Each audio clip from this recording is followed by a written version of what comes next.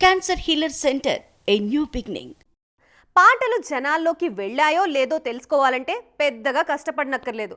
Just ఎన్ని మిలియన్లు views వచ్చాయో చూస్తే తెలుస్తుంది. కానీ ఆ వ్యూస్ని తెచ్చుకునే బాధ్యత ఎవరిది? మ్యూజిక్ డైరెక్టర్దా, సినిమా టీమ్దా?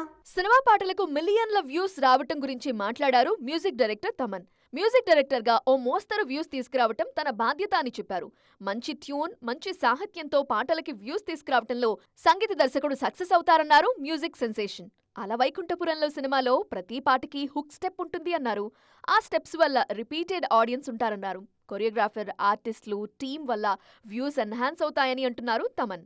అలవైకుంఠపురంలో సినిమాకి అదే కలిసొచ్చింది అన్నది ఈ స్టార్ పదే పదే చెప్తున్న మాట. సంక్రాంతికి రిలీజ్ అయిన Game Changer songs great numbers achieve చేయలేకపోవటానికి కూడా డీకోడ్ చేశారు Thaman.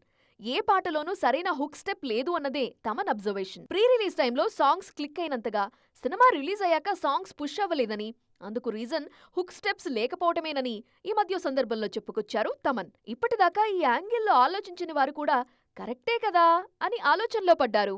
Cancer healer centre, a new beginning.